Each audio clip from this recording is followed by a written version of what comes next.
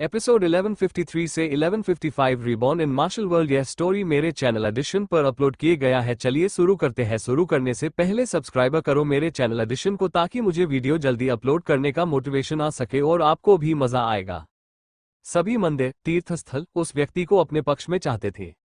कोई भी बिना शर्त दूसरों की मदद नहीं करता था। तीर्थस्थल योद्धाओं को अपनी रोशनी में नहलाकर मजबूत बनने में मदद करते थे, क्योंकि वे उन लोगों को अपना शिष्य बनाना चाहते थे।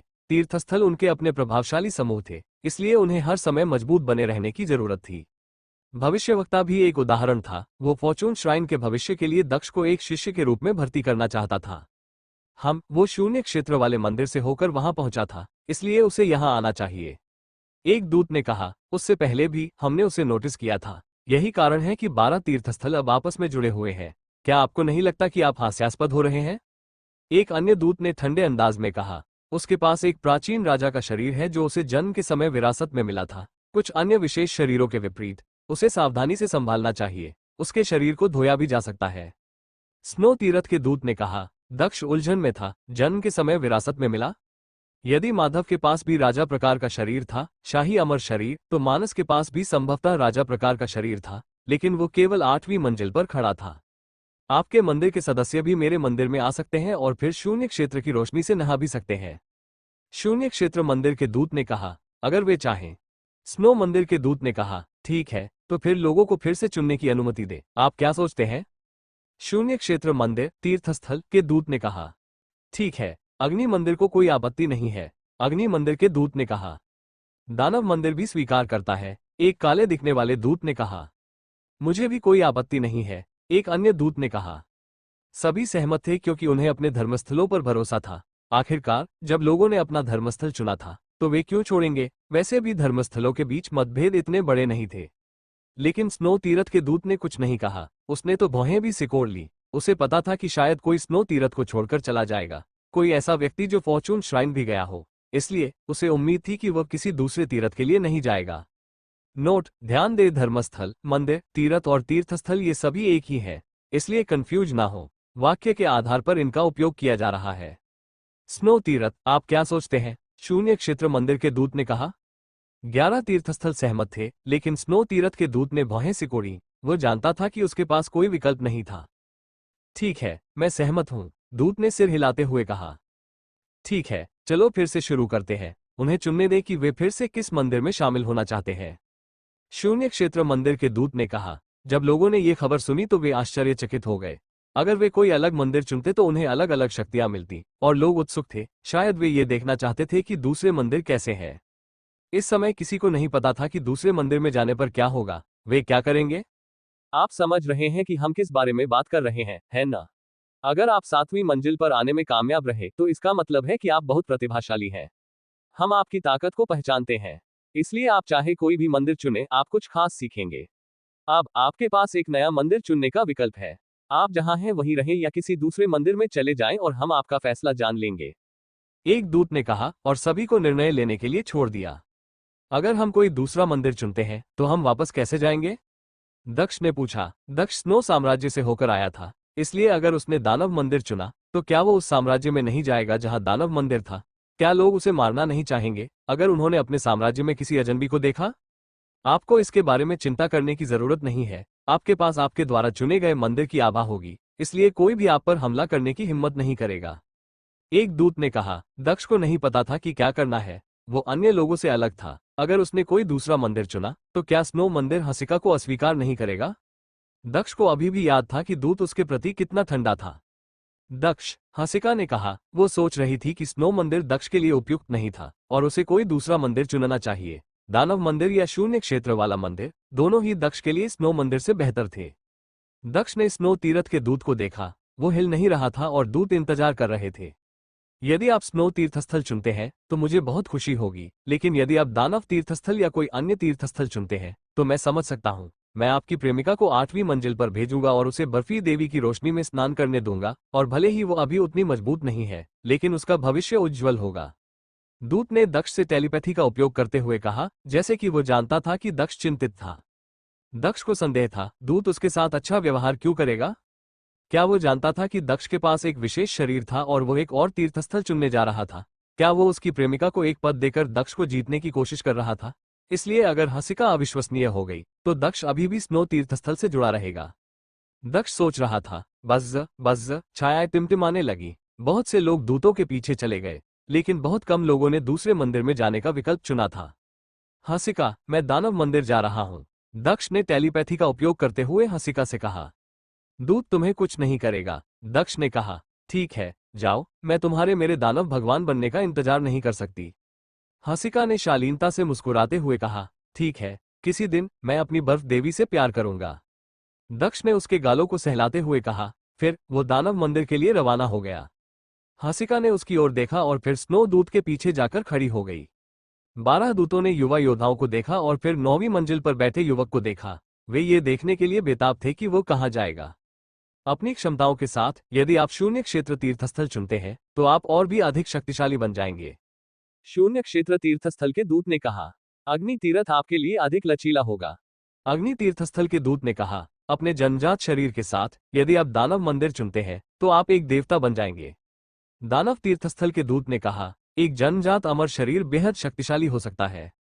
दक्ष ने सोचा। दक्ष दानव तीर्थस्थल के दूत के पीछे खड़ा था, लेकिन किसी ने उस पर ध्यान नहीं दिया क्योंकि हर कोई 9वीं मंजिल पर युवक को घूर रहा था। दानव तीर्थ उस युवक के लिए उपयुक्त प्रतीत हुआ जो लड़ाई में विशेषज्ञ था, क्योंकि वहां कोई युद्ध तीर्थ नहीं था। युवक शांत और स्थिर दिख रहा था, उसका मुंह हिल रहा था, जिससे सभी दूत घबरा गए। मैं दानव तीर्थस्थल को चुनता हूं, उस युवक ने कहा, जिसका शरीर अमर राजा जैसा था। दानव तीर्थ के दूत ने अपनी काली आंखों से युवक को देखा और उदासीनता से मुस्कुराया। अन्य दूत निराश लग रहे थे, खासकर शून्य क्षेत्र तीर्थ के दूत। युवक शून्य क्षेत्र तीर्थ को पार करके वहां पहुंच गया था और अब उसने दानव तीर्थ को चुना था। इसके बाद वह युवक दानव तीर्थस्थल के दूत और दक्ष के पीछे उतरा। दानव तीर्थ के दूत ने पीछे मुड़कर देखा और ये देखकर खुश हुए कि कोई भी उनके तीर्थ से बाहर नहीं गया था। जो लोग दानव तीर्थ से होकर गए थे, संभवतः सभी ने दानव साधना का अध्ययन किया था। दानव मंदिर ने किसी को नहीं खोया और उन्होंने 2 लोगों को जीत भी लिया था। दूत ने दक्ष पर कोई ध्यान नहीं दिया। उसकी आंखें काली थीं, जिसका मतलब था कि वो शायद एक दानव योद्धा था। बधाई हो और आपका स्वागत है, दूत ने दक्ष और युवक की ओर मुस्कुराते हुए कहा, लेकिन वो वास्तव में केवल युवक को देख रहा था। ठीक है, सभी लोग अपने मंदिर में वापस जा सकते हैं, दानव मंदिर के दूत ने उदासीनता से कहा। वह खुश था क्योंकि राजा जैसा शरीर अत्यंत दुर्लभ था। दानव मंदिर का भविष्य उज्ज्वल होने वाला था। कहने की जरूरत नहीं कि अन्य दूत काफी निराश थे। स्नो मंदिर के दूत ने कभी कभी दक्ष पर नजर डाली। दक्ष के पास भी शायद एक राजा जैसा शरीर था, एक योद्धा का शरीर। उसके पास कई विशेष शक्तियां भी थी, मुख्य रूप से राक्षसी और तलवार की शक्तियां। उसने दक्ष की यादों का निरीक्षण करने की कोशिश की थी, लेकिन वह ऐसा नहीं कर सका क्योंकि उसके दिमाग में फॉर्चून श्राइन की छाप थी। वो ठीक से नहीं जानता था कि दक्ष का शरीर कैसा विशेष था, लेकिन क्या वो अमर राजा के शरीर के समान था? वो शुरू में दक्ष को नुकसान पहुंचाना चाहता था, लेकिन अंत में उसने सोचा कि यह जरूरी नहीं है। हसिका उसकी प्रेमिका थी और उसने उसे बचाने के लिए अपनी जान जोखिम में डाल दी थी। अगर हसिका स्नो मंदिर में रहती तो भले ही दक्ष एक अद्वितीय योद्धा बन जाता, वो कभी भी स्नो मंदिर को नुकसान नहीं पहुंचाता। यहाँ इकट्ठा होने का एक और कारण था, हम ये भी देखना चाहते थे कि युवा योद्धा कितने मजबूत है। शून्य क्षेत्र मंदिर के दूत ने कहा, वहां के युवा योद्धा अविश्वसनीय रूप से मजबूत थे, खासकर वे जो 8वीं मंजिल पर थे। अगर अमर राजा शरीर वाला युवक उनके साथ शामिल होता तो यह एकदम सही होता। वो दुखी लगता है, दूसरे दूतों ने सोचा। अब जिन युवाओं को उन्होंने भर्ती किया है वे उनके तीर्थस्थलों का भविष्य तय करने जा रहे हैं। हालांकि उन्हें अब अपनी ताकत की तुलना करने की जरूरत नहीं थी। कोई जरूरत नहीं है, दानव मंदिर के दूत ने कहा। शायद हम एक कोशिश कर सकते हैं। उदाहरण के लिए हम 7वीं मंजिल से कुछ लोगों को चुन सकते हैं। अग्नि तीर्थ के दूत ने मुस्कुराते हुए कहा, मुझे किसी एक व्यक्ति को चुनने में कोई आपत्ति नहीं है। स्नो तीर्थ के दूत ने उदासीनता से कहा, चलो चलें। दानव तीर्थ के दूत ने कहा, पीछे मुड़कर और दूसरों को अनदेखा करते हुए। शून्य क्षेत्र तीर्थ का दूत परेशान था, लेकिन वो फिर भी मुस्कुराया। दक्ष ने हसिका की ओर सिर हिलाया और टेलीपैथी का उपयोग करते हुए उससे कहा, विंध्याचल प्रांत में मिलते हैं। हसिका ने दक्ष को जाते हुए देखा। अगली बार जब वे एक दूसरे से मिलेंगे तो विंध्याचल में होंगे और 100 दिन की अवधि खत्म हो जाएगी। दानव मंदिर में 15 लोग थे, साथ ही दक्ष और राजा शरीर वाला युवक भी थे। 7वीं मंजिल पर 11 लोग, 8वीं पर 3 और 9वीं पर 1। दानव मंदिर पहले ही बंद हो चुका था, अन्य मंदिर भी बंद हो चुके थे। तुम पहले किस मंजिल पर थे? बस उसी मंजिल पर जाओ। जो लोग 8वीं मंजिल पर हैं, वे अपनी इच्छानुसार 7वीं मंजिल पर जा सकते हैं। जो 9वीं मंजिल पर हैं, वे किसी भी मंजिल पर जा सकते हैं। दानव तीर्थ के दूत ने राजा के शरीर वाले युवक की ओर सिर हिलाते हुए कहा। वह अकेला व्यक्ति था जो 9वीं मंजिल पर जा सकता था। दूत उसे असली दानव तीर्थ पर वापस लाने वाला था, इसलिए वो उसे अंतिम कुछ सेकंड में भागने नहीं देना चाहता था। उसे युवक को 9वीं मंजिल पर जाने देने में कोई आपत्ति नहीं थी, लेकिन दूसरों को नहीं। वह इंतजार करना चाहता था और देखना चाहता था कि कौन वास्तव में असली दानव मंदिर में जाने के योग्य है।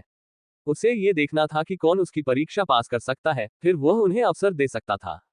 अन्य तीर्थस्थलों की भी यही स्थिति थी। वे किसी को भी केवल प्रतिभा के आधार पर अपने सबसे बहुमूल्य खजाने तक पहुंच नहीं देते थे।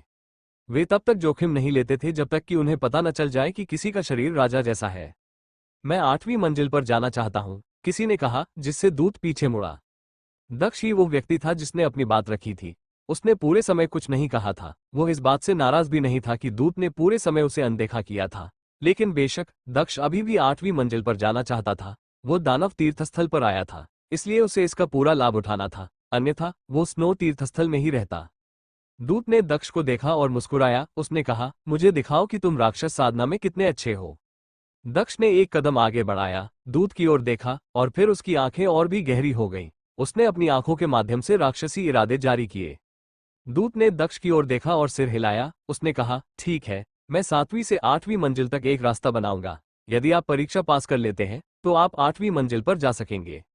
मैं तुम्हारे मस्तिष्क में एक छाप भी छोड़ दूंगा। इस तरह यदि तुम दानव तीर्थस्थल पर वापस आते हो तो तुम उस छाप का उपयोग ये साबित करने के लिए कर सकते हो कि तुम इस तीर्थस्थल के सदस्य हो। इसके अलावा मैं 7वीं और 8वीं मंजिल पर टेलीपोर्टेशन पोर्टल बनाऊंगा जिसका तुम उपयोग कर सकते हो।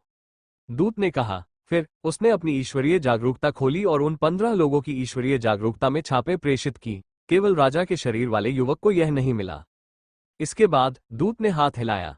फिर दक्ष अचानक एक अंधेरी आभा से घिरा हुआ था। उस आभा के साथ कोई भी आप पर हमला करने की हिम्मत नहीं करेगा। यह साबित करता है कि आप दानव मंदिर के सदस्य हैं। दूत ने दक्ष से कहा, जाओ। दूत ने कहा। किसी ने कुछ नहीं कहा, वे बस मंदिर में घुस गए। दक्ष भी उनके पीछे पीछे 7वीं मंजिल के मध्य भाग में चला गया। 7वीं मंजिल पर 11 लोग थे। दानव ऊर्जा वहां लहरों में लुढ़क रही थी और काले बादलों में संघनित हो रही थी। क्या शुद्ध राक्षसी ऊर्जा है? दक्ष ने आगे बढ़ते हुए सोचा। क्या शुद्ध राक्षसी ऊर्जा है? दक्ष ने आगे बढ़ते हुए सोचा। दानव ऊर्जा लगातार उसके शरीर को धो रही थी। बूम! दक्ष के सामने काली काली आंखों की एक जोड़ी प्रकट हुई, आक्रामक और तेज। वो एक असली राक्षस राजा है, दक्ष ने सोचा। दक्ष के सामने की छवि और भी स्पष्ट हो गई। एक राक्षस राजा प्रकट हुआ। वह बिल्कुल काला था, लेकिन जीवित नहीं लग रहा था, बस एक भ्रम की तरह। हालांकि आंखें जीवित लग रही थी। दक्ष महसूस कर सकता था कि वे कितनी शक्तिशाली थी। वो चेतना के मामले में पाताल लोक के दानव सम्राट जितना मजबूत नहीं लगता, क्योंकि पाताल लोक के दानव सम्राट की चेतना हजारों सालों से मौजूद है, लेकिन उसका दृढ़ संकल्प थोड़ा ज्यादा मजबूत, ज्यादा वास्तविक लगता है। दक्ष ने सोचा, उसके सामने खड़ा दानव राजा एक दानव सम्राट था। नोट: राजा केवल एक उपाधि है, एक साधना स्तर है। बस चमकदार रोशनी दिखाई दी। दक्ष ने पलटकर देखा और राक्षसी दृढ़ संकल्प से भरी आंखों की एक और जोड़ी देखी। वह पीछे हट गया, लेकिन उसकी आंखें पहले से ही दुख रही थी। राक्षसी इरादा उसकी आंखों में चुभ रहा था, यहां तक कि बना हुआ था। मर जाओ, दक्ष ने कहा। दक्ष ने राक्षसी ऊर्जा जारी की और उसकी आंखें और भी गहरी हो गईं। उसने उन आंखों से आने वाले इरादे का विरोध करने के लिए अपने स्वयं के राक्षसी इरादे का इस्तेमाल किया। नष्ट करो, नष्ट करो, एक आवाज गूंज उठी। दक्ष की आंखें अचानक नारकीय लपटों से भर गईं क्योंकि उसने धीरे धीरे उन राक्षसी रोशनियों को नष्ट कर दिया जो उस पर हमला कर रही थी। फ्यू! दक्ष ने गहरी सांस ली। उसने उस राक्षस को फिर से देखने की हिम्मत नहीं की। वो बहुत असली लग रहा था। क्या ये सम्राट की शक्ति है? ऐसा लगता है कि वो मुझे सिर्फ एक नजर देखकर ही नष्ट कर सकता है। दक्ष ने सोचा। साधना सम्राट दूसरी दुनिया के थे। विंध्याचल और असिमंत के अंदर उन्हें सबसे उच्च श्रेणी के प्राणी माना जाता था। पवित्र शहर शायद एकमात्र ऐसी जगह थी जहां कई सम्राट थे। केवल 2 राक्षस सम्राट नहीं है, और भी बहुत से हैं। दक्ष ने चारों ओर नजर घुमाते हुए महसूस किया। उसके चारों ओर 18 राक्षस सम्राट की मूर्तियां थीं, और साथ में वे 18 राक्षस सेनापतियों की तरह दिख रहे थे। 18 दानव जनरल का दृढ़ संकल्प, ये दानव साधना का अभ्यास करने के लिए एक महान जगह है। दक्ष ने सोचा, और ये तो सिर्फ 7वीं मंजिल है। शायद 8वीं मंजिल पर राक्षस राजा और महान राक्षस सम्राट होंगे। और 9वीं मंजिल के बारे में क्या?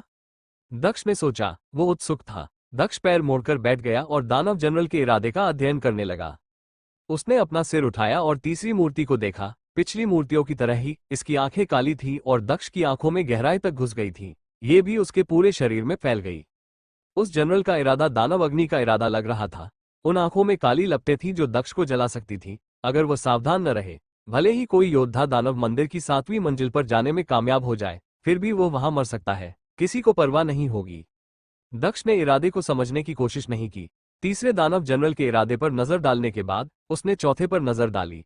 चौथे का इरादा बर्फ जैसा ठंडा था। दक्ष को कुछ समझ में आया। उन सभी प्रकार के दानव इरादे अलग अलग थे, वे शुद्ध नहीं थे, अलग अलग प्रकार थे। अमर इरादे, आग के इरादे, बर्फ के इरादे।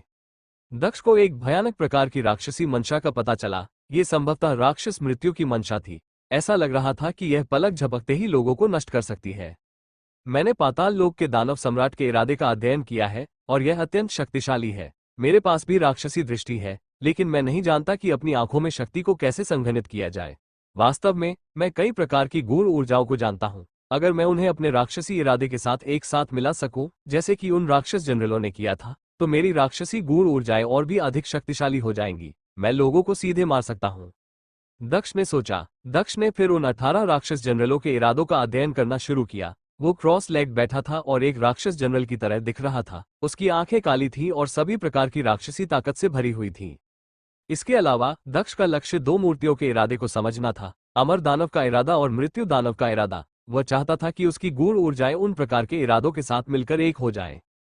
अन्य 10 योद्धाओं को उस स्थान पर सब कुछ अलग लग रहा था, सिवाय राक्षस सेनापतियों की मूर्तियों के, जिसका अर्थ था कि उन सभी को उनका अध्ययन करना था। काबूम! इस पल हवा में एक आवाज फैल गई। हर कोई हैरान था और दूर तक देखने लगा। अग्नि दानव जनरल की मूर्ति पर दरारें दिखाई देने लगी। उसकी आंखें जल रही थी और उसका पूरा शरीर चटक रहा था।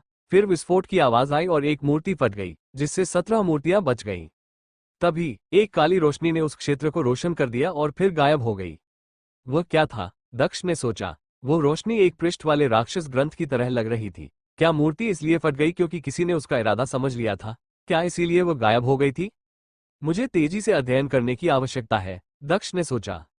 दक्ष चिंतित था, इसलिए उसने अमर दानव इरादे का अध्ययन जारी रखा। अगर किसी और ने उससे पहले इसे समझ लिया, तो वो मूर्ति भी फट सकती है। शायद ये दूत के परीक्षण से संबंधित था।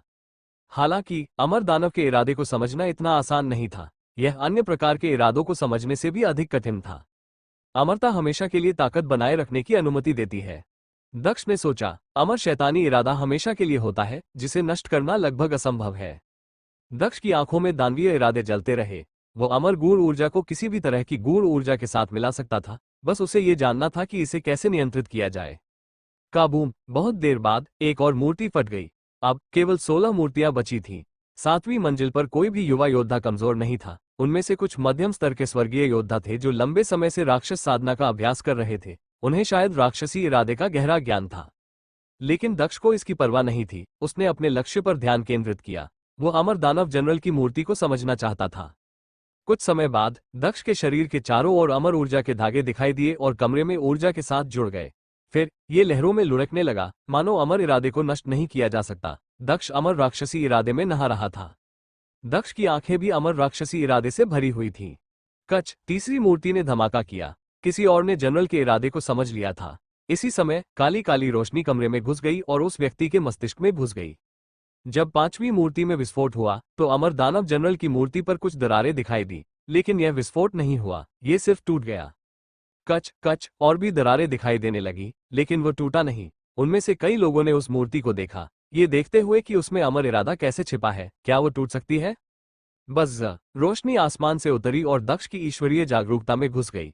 दक्ष एक छवि देख सकता था। यह एक पृष्ठ वाले प्राचीन शास्त्र और एक राक्षस मूर्ति के बीच बारी बारी से चल रही थी। दूसरे शब्दों में, दानव जनरल दक्ष के मस्तिष्क में अपने एक पृष्ठ वाले राक्षस शास्त्रों को छाप रहा था। दक्ष अपने शरीर के साथ मिलकर अमर राक्षसी इरादे को महसूस कर सकता था। कितना भयानक! अमर दानव ऊर्जा मेरे शरीर के साथ मिलकर एक हो रही है, दक्ष ने सोचा। उसने पहले कभी अमर गूढ़ ऊर्जा का अध्ययन करने की कोशिश नहीं की थी। शायद अगर उसने राक्षसी आग का अध्ययन करने की कोशिश की होती, तो उसकी अग्नि गूढ़ ऊर्जाएं और भी मजबूत हो जाती। लेकिन दक्ष ने इसके बारे में ज्यादा नहीं सोचा। वह सिर्फ अमर इरादे में नहाता रहा, जनरल का ज्ञान प्राप्त करता रहा। ये लंबे समय तक चलता रहा और अंततः दक्ष ने अपनी आंखें खोली। अमर इरादे से घिरा हुआ मेरी राक्षसी गूढ़ ऊर्जा अब 4थे स्तर पर है और मेरी अमर गूढ़ ऊर्जा तुरंत 3रे स्तर पर पहुंच गई है, दक्ष ने सोचा। वो खुशी से मुस्कुराया। दक्ष पहले से ही कई तरह की गूढ़ ऊर्जाओं को जानता था। उनमें से ज्यादातर तीसरे या चौथे स्तर की थी। सिर्फ उसकी ध्वनि तरंग गूढ़ ऊर्जा दूसरे स्तर की थी, जो उसकी सबसे कमजोर ऊर्जा थी। दक्ष को आश्चर्य नहीं हुआ, वो जानता था कि वो प्रतिभाशाली है। वो किसी भी प्रकार की गूढ़ ऊर्जा का अध्ययन कर सकता था, लेकिन कई प्रकार की गूढ़ ऊर्जाओं को जानना जरूरी नहीं कि सबसे अच्छी बात थी। जब वे उच्च स्तर पर नहीं थे, तो उन्हें ऊपर ले जाना और उनका संयोजन करना सबसे अच्छा था। राक्षसी गूढ़ ऊर्जा, अमर गूढ़ ऊर्जा, ध्वनि तरंग गूढ़ ऊर्जा, दक्ष उन्हें चाहता था, इसलिए उसने उन्हें जल्दी से सीख लिया। दक्ष ने अन्य जनरलों की ओर देखा। 8 मूर्तियां पहले ही टूट चुकी थीं और 10 बची थीं। दक्ष ने उस मूर्ति को देखा जिस पर मौत का राक्षस अंकित था। एक नजर उसे मार सकती थी। अगर वो असली सम्राट होता तो वो मुझे एक नजर में ही मार सकता था, दक्ष ने सोचा। उसने मृत्यु शक्ति का अध्ययन किया था, लेकिन बहुत कम। उसने कभी वास्तविक मृत्यु गूढ़ ऊर्जाओं का अध्ययन नहीं किया था। हालांकि चूंकि वह जीवन गूढ़ ऊर्जाओं को जानता था, इसलिए उसे मृत्यु शक्ति का अध्ययन करने में आसानी होनी चाहिए। हर किसी में जीवन शक्ति थी। योद्धा जितना मजबूत होता था, उसका साधना स्तर उतना ही ऊंचा होता था और उसकी जीवन शक्ति भी उतनी ही मजबूत होती थी। इसलिए स्वर्गीय योद्धा हजारों साल तक जीवित रह सकते थे। हालांकि योद्धा चाहे कितना भी मजबूत क्यों न हो, उसका जीवन धीरे धीरे मृत्यु से बदल जाता था। दक्ष अकेला ऐसा व्यक्ति नहीं था जो सोचता था कि मृत्यु शक्ति शक्तिशाली है। कमरे में कहीं और अन्य लोग भी मृत्यु दानव जनरल की मूर्ति का अध्ययन कर रहे थे। मृत्यु ऊर्जा उनके चारों ओर तैर रही थी। हालांकि हर कोई उन ऊर्जाओं का अध्ययन अपनी इच्छानुसार नहीं कर सकता था। दक्ष के विपरीत जो कुछ भी अध्ययन कर सकता था, यह जरूरी नहीं कि यह उनके लिए उपयुक्त हो।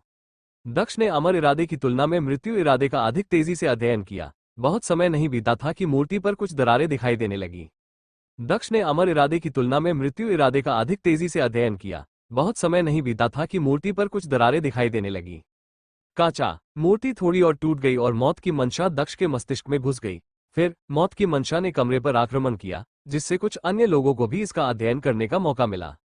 बूम! मृत्यु इरादे से 2 विशाल धागे आसमान की ओर उठे। दक्ष अकेला नहीं था जिसने इसे समझा था। 2 अन्य प्रतिभाशाली लोगों ने भी इसे समझा था, लेकिन दक्ष थोड़ा तेज था और उसकी वजह से मूर्ति पूरी तरह से टूट गई। काचा, काबूम, अन्य सभी मूर्तियां टूटती रहीं, जबकि अन्य प्रतिभाशाली लोग अपनी ऊर्जा का अध्ययन कर रहे थे।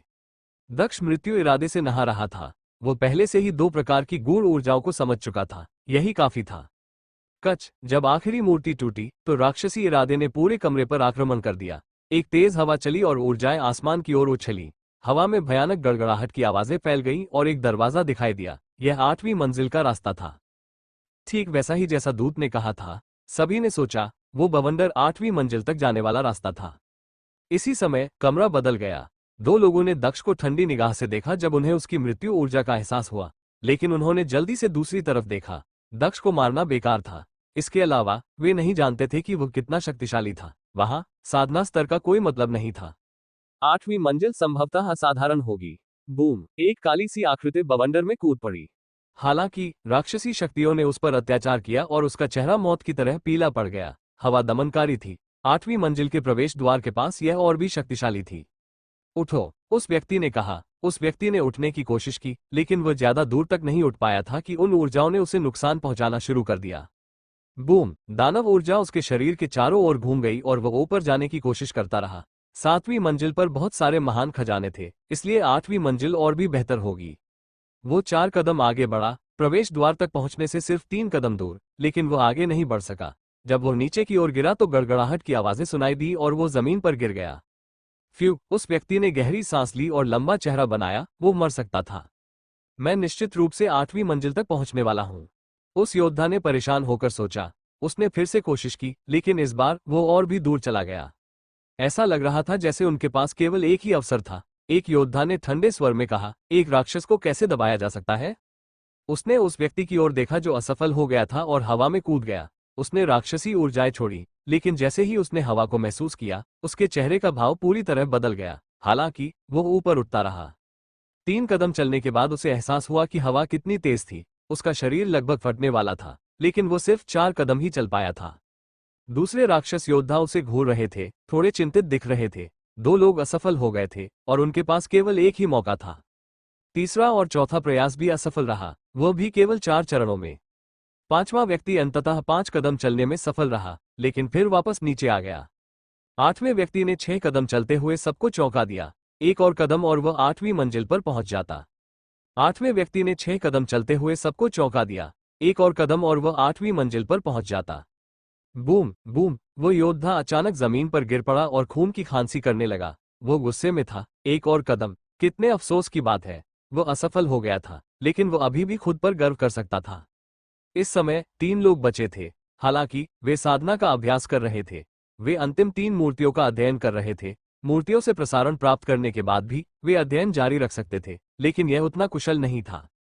आखिरकार किसी ने अपनी आंखें खोली। वो बवंडर में कूद गया, बुरी तरह कराह उठा और 6 कदम आगे बढ़ा। एक और कदम और वह 8वीं मंजिल पर पहुंच जाएगा, लेकिन वह आखिरी कदम मुश्किल था। आह! उस व्यक्ति ने अपना सिर उठाया और चिल्लाया और राक्षसी ऊर्जा आसमान की ओर उछली। उसका शरीर ऐसा लगा जैसे फटने वाला है। उसका शरीर लाल हो गया, लेकिन उसने जारी रखा और बहुत प्रयास किए। हालांकि जब वह 8वीं मंजिल पर पहुंचा, तो एक राक्षस ने भयंकर दहाड़ लगाई। जमीन हिल गई और वह योद्धा हिंसक रूप से अपने स्तर पर वापस चला गया। वह असफल हो गया था। वो क्रॉस लेग करके बैठ गया और खुद को ठीक किया। हालांकि किसी ने भी उसे कमतर आंकने की हिम्मत नहीं की, क्योंकि वो लगभग सफल हो चुका था। 10वें व्यक्ति ने 6 कदम उठाए और फिर से असफल हो गया। भीड़ ने राहत महसूस की। वे कमजोर नहीं थे, बस हवा बहुत भयानक थी। वे किसी कारण से 7वीं मंजिल पर थे। 8वीं मंजिल पर मौजूद 3 लोग अविश्वसनीय रूप से मजबूत थे। बेशक वे किसी दिन उन्हें पकड़ लेंगे, उन्हें बस दृढ़ रहना था। एक व्यक्ति बचा है, समूह ने दक्ष को देखते हुए सोचा। वो मृत्यु ऊर्जा में नहा रहा था, इसलिए कोई भी उसके करीब नहीं आना चाहता था। वो स्नो तीरथ को छोड़कर दानव तीरथ में आ गया था। आश्चर्यजनक रूप से वह एक अविश्वसनीय दानव योद्धा था जो मृत्यु के इरादे को समझता था। उस मृत्यु अभिप्राय में मृत्यु की गूढ़ ऊर्जा समाहित है, यहाँ तक कि स्तर 3 भी। इसके साथ वो पलक झपकते ही पहले स्वर्गीय स्तर के योद्धाओं को मार सकता है। कुछ अन्य लोगों ने सोचा। 2 लोगों ने पहले इसका अध्ययन करने की कोशिश की थी, लेकिन वे असफल रहे क्योंकि दक्ष उनसे तेज था। हम्फ! 2 योद्धाओं ने कराहते हुए दक्ष की ओर देखा। बस इस पल दक्ष ने अपनी आंखें खोली और मृत्यु का इरादा बाहर की ओर प्रक्षेपित हुआ। वो पलटा, उसकी आंखें काली थी और वो उन 2 लोगों को घूर रहा था। टैप टैप, दोनों योद्धा पीछे की ओर कदम बढ़ा रहे थे। कांपने जैसी आवाजें आ रही थी, क्योंकि जिसने पहले दक्ष को ठंडे अंदाज में देखा था, उसे लगा कि उसकी जान ली जा रही है। लेकिन ये सिर्फ एक अनुभूति थी, ये केवल कुछ सेकंड तक ही चली थी। दक्ष ने शांत भाव से उन पर नजर डाली और फिर अपना ध्यान बवंडर की ओर मोड़ दिया। भले ही उसने कुछ नहीं कहा, लेकिन वह जानता था कि वहां मौजूद दूसरे लोग उसे मार सकते हैं। 8वीं मंजिल, दक्ष ने कहा। दक्ष की आंखें चमक उठी। वो बवंडर 8वीं मंजिल तक पहुंचने का एकमात्र रास्ता था और वहां पहुंचने का सिर्फ एक ही मौका था। दक्ष ने बिना किसी हिचकिचाहट के बवंडर में छलांग लगा दी। उसने महसूस किया कि राक्षसी ऊर्जा उसे परेशान कर रही थी और साथ ही बवंडर के बाहर से भी ऊर्जा आ रही थी। जब मैं आकाश नगर गया था, तब मैं कमजोर था और सिर्फ आकाशीय स्तर तक ही पहुंच पाया था। अब जब मैं स्वर्गीय स्तर तक पहुंच गया हूं, तो एक मामूली हवा मुझे आगे बढ़ने से कैसे रोक सकती है? दक्ष ने दृढ़ निश्चयी होकर सोचा। हालांकि उसके पास अभी भी कुछ ऐसी शक्तियां थीं जिनके बारे में उसे पता नहीं था, लेकिन कुछ सालों में वो बहुत मजबूत हो गया था और उसे खुद पर ज्यादा भरोसा था। बूम! दक्ष हवा में ऊपर उठ गया। दक्ष के 3 कदम चलते ही अंतरिक्ष विकृत हो गया, ऊर्जाएं और अधिक तीव्र हो गई। दक्ष ने एक गहरी सांस ली और एक और कदम बढ़ाया। दक्ष ने अपना सिर उठाया और अपनी काली काली आंखों से ऊपर की ओर देखा। आह! दक्ष ने 6वां कदम उठाते हुए गुस्से से चिल्लाया। एक और कदम और वो सफल हो जाएगा। स्लैश स्लैश, ऐसा लगा जैसे उसका शरीर फट जाएगा। दक्ष के घायल होने से हर जगह खून फैल गया। हालांकि गंभीर रूप से घायल होने के बावजूद भी उसने हार मानने से इनकार कर दिया। जब तक उसकी मृत्यु नहीं हो जाती, तब तक कोई फर्क नहीं पड़ता। आह! दक्ष गुस्से से चिल्लाया। अब ड्रैगन की दहाड़ गूंजने लगी क्योंकि उसका 9 सिर वाला ड्रैगन प्रकट हुआ। दक्ष ने 7वां कदम उठाने के लिए अपना पैर उठाया। निगल जाओ! दक्ष ने चिल्लाते हुए कहा। उसके 9 ड्रैगन सिरों ने शक्तिशाली राक्षसी ऊर्जा को अवशोषित कर लिया। उठो! दक्ष ने कहा। दक्ष ने अपना पैर उठाया। वो मर नहीं सकता था, उसे सफल होना ही था, चाहे कुछ भी हो।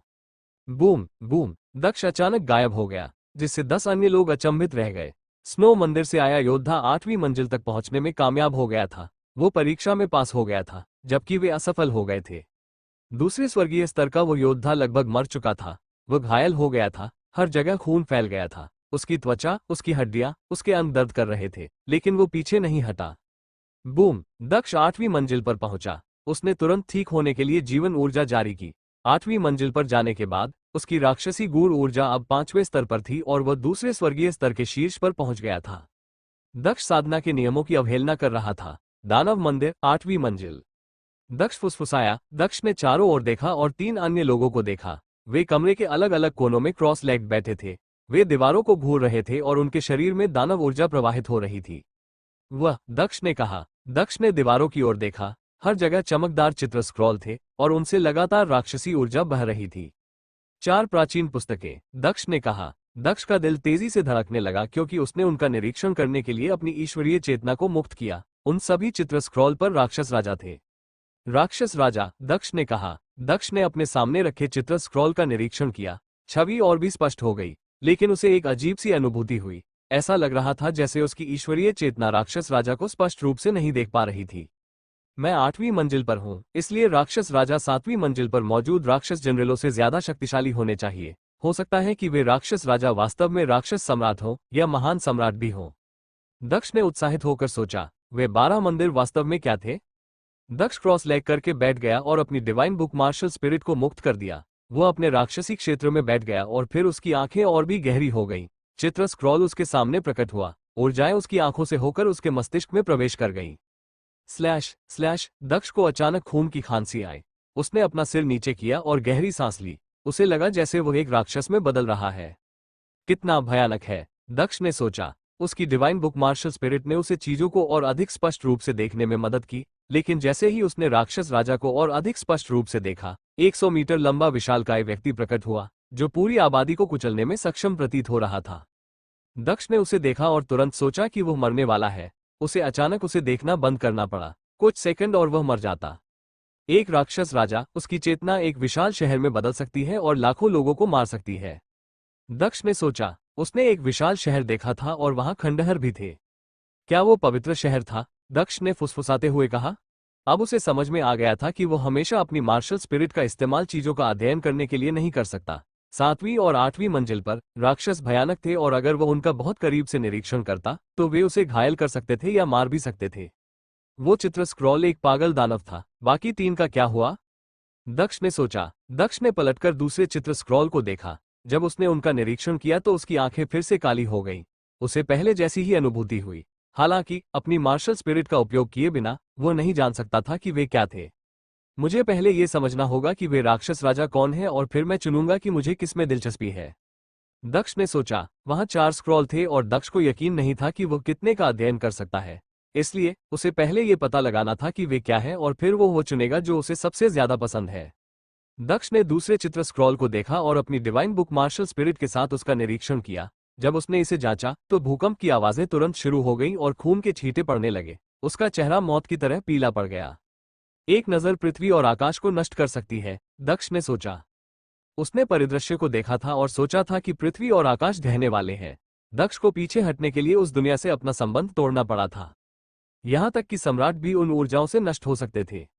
दक्ष को अचानक ठंड लगने लगी। उसने दीवार के उस हिस्से का अध्ययन करना बंद कर दिया। दीवार के उस हिस्से का अध्ययन कर रहे किसी व्यक्ति ने अपनी आंखें खोली और दक्ष को ठंडे अंदाज में देखा। मुझे बहुत खेद है, मैं आपको नाराज नहीं करना चाहता था। दक्ष ने सिर हिलाकर माफी मांगी। साधना करते समय उसने किसी को बीच में रोक दिया था। अगर किसी ने उसके साथ ऐसा किया होता तो दक्ष भी क्रोधित हो जाता। उस व्यक्ति ने कुछ सेकंड के लिए दक्ष को देखा और फिर से अभ्यास करना शुरू कर दिया। उसके पास बर्बाद करने के लिए बिल्कुल भी समय नहीं था। दक्ष पीछे हट गया और तीसरे चित्र स्क्रॉल को देखा। फिर उसने अपनी मार्शल स्पिरिट का उपयोग करके उसका निरीक्षण किया। वहां एक राक्षस राजा था। अंतरिक्ष विकृत था। पृथ्वी और आकाश ऐसा लग रहा था कि वे ढहने वाले थे। उस परिदृश्य में हर कोई मर गया था। उनका खून जमीन पर दाग लगा रहा था। दक्ष को लग रहा था कि उसके अंग फटने वाले हैं। ये बहुत वास्तविक लग रहा था। एक चिल्लाहट और दुनिया ढह सकती है। कितना भयानक योद्धा, शायद एक महान दानव सम्राट। दक्ष ने सोचा। वे सभी दानव सम्राट महान सम्राट थे। अगर किसी दिन वह इतना शक्तिशाली हो गया तो वह सिर्फ एक नजर में ही साधना सम्राटों को नष्ट कर सकेगा। विंध्याचल और असिमंत उसके लिए सिर्फ खेल के मैदान होंगे। दक्ष ने अपनी राक्षसी ऊर्जा को मुक्त कर दिया और एक मजबूत योद्धा बनने के लिए और भी दृढ़ संकल्पित हो गया। चूंकि उसने राक्षस साधना का अभ्यास करने का फैसला किया था, इसलिए वह चाहता था कि वह एक महान राक्षस सम्राट बने। बेशक वो अपनी अन्य प्रकार की साधना को छोड़ने वाला नहीं था। चौथा चित्र स्क्रॉल भी है, दक्ष ने कहा। फिर दक्ष ने अपनी मार्शल स्पिरिट का उपयोग करके अंतिम चित्र स्क्रॉल को देखा। इस बार उसने एक राक्षस राजा को आकाश को निगलते हुए देखा। ऐसा करते हुए वो क्रोधित दिख रहा था। मुझे पहले किसका अध्ययन करना चाहिए? दक्ष ने सोचा। उसने पहले वाले को देखा। धुंधली तस्वीर। यह एक आक्रामक और सर्वशक्तिमान राक्षस राजा था जो 100 मीटर लंबा था। दक्ष पैर मोड़कर बैठ गया और उसका अध्ययन किया। सौभाग्य से कमरे में मौजूद 3 अन्य लोग अन्य चित्र स्क्रॉल का अध्ययन कर रहे थे, इसलिए वह उस चित्र स्क्रॉल का अध्ययन करने वाला अकेला व्यक्ति था। उसने चित्र स्क्रॉल पर लिखे अक्षरों का अध्ययन किया और उसके दिमाग में शब्द तैर रहे थे। जैसा कि दक्ष ने सोचा था, वे राक्षसी शास्त्र थे, लेकिन अलग अलग। दक्ष को रोशनी ने घेर लिया और उसके शरीर के चारों ओर राक्षसी ऊर्जा बहने लगी। काले बादल धीरे धीरे घनीभूत होते हुए एक छाया के रूप में दिखाई दिए, जो बड़ा और बड़ा होता जा रहा था। दक्ष ने चित्र स्क्रॉल का अध्ययन किया, लेकिन उसे एहसास नहीं हुआ कि एक राक्षस धीरे धीरे उसके पीछे प्रकट हो रहा था। बाकी 3 योद्धाओं के पीछे भी कुछ हुआ। एक आकाश को अवशोषित करने वाला दानव दूसरे योद्धा के पीछे दिखाई दिया, और वह भी धुंधला था। जो व्यक्ति भयानक राक्षसी दृष्टि वाले चित्र पुस्तिका का अध्ययन कर रहा था, उसने अचानक कुछ देखा और उसकी आंखों में तेज रोशनी चमक उठी। जो व्यक्ति डरावनी आवाज वाले राक्षस का अध्ययन कर रहा था, उसके पीछे कुछ भी दिखाई नहीं दे रहा था, लेकिन अजीब आवाजें उसे घेरे हुए थीं। मैं वास्तव में उस चित्र स्क्रॉल का उपयोग करके एक राक्षस को बुला सकता हूं, दक्ष ने सोचा। हालांकि दक्ष साधना का अभ्यास कर रहा था, लेकिन वह जानता था कि उसके पीछे क्या चल रहा था। उस चित्र स्क्रॉल में व्यापक ज्ञान और गहन विद्वता थी। दक्ष ने उम्मीद नहीं की थी कि यह इतना जटिल होगा। उसके पास पहले से ही 3 पुस्तकें थीं, दानव धर्मव्रत, सृष्टि की 10,000 चीजें धर्मव्रत और 3 जीवन धर्मव्रत। इसके अलावा 3 जीवन वाले दानव सम्राट ने मून विल प्राचीन ग्रंथों का एक हिस्सा दक्ष को प्रेषित किया था, और वो हमेशा इसे बेहतर बनाने पर काम कर रहा था। इनके अलावा दक्ष ने स्नो तीरथ में प्राचीन शास्त्र, चंद्रमा और सूर्य सम्मेलन पर शाही शास्त्र भी प्राप्त किए। दक्ष शायद आखिरी व्यक्ति था जिसने स्क्रॉल के साथ अभ्यास करना शुरू किया था, लेकिन वह दूसरों की तुलना में धीमा नहीं था। उसके पीछे वाला दानव पहले से ही 10 मीटर ऊंचा था। वह झुककर दूसरों को देख रहा था। आकाश को अवशोषित करने वाले दानव का अध्ययन करने वाला योद्धा दक्ष के बराबर था। जैसे जैसे उनके पीछे के राक्षस स्पष्ट होते गए, उनकी पुस्तकें अधिक चमकदार होती गईं। एक गहरी कराह निकली। चित्र स्क्रॉल एक चमकदार रोशनी में बदल गया और मजबूत योद्धा की ओर बढ़ गया। उसके पीछे मौजूद आकाश को अवशोषित करने वाला दानव चिल्लाया और उस मजबूत योद्धा के मुंह पर ऊर्जा छोड़ दिया।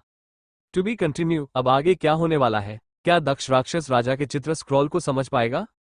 क्या दक्ष अगली मंजिल पर जाएगा या फिर यहां से बाहर चला जाएगा? क्या होगा जब दक्ष दानव मंदिर से बाहर निकलेगा? आपको क्या लगता है, क्या होंगे इन सभी सवालों के जवाब? हमें कमेंट बॉक्स में कमेंट करके जरूर बताएं और सभी सवालों के जवाब जानने के लिए सुनते रहिए रिबॉन इन मार्शल वर्ल्ड, सिर्फ मेरे चैनल एडिशन पर। और सब्सक्राइब जरूर से करें, लाइक करें, शेयर करें और कमेंट करें। और हाँ, न्यू स्टोरी इन वाली है with premium voice and background sound, also a great story, जिसका नाम रिबॉन ऑफ पुष्कर है। 25 से अपलोड होना शुरू हो जाएगा। डेली शाम को 6 बजे अपलोड हो जाएगा। प्लीज सपोर्ट करना, ओप सभी से रिक्वेस्ट है।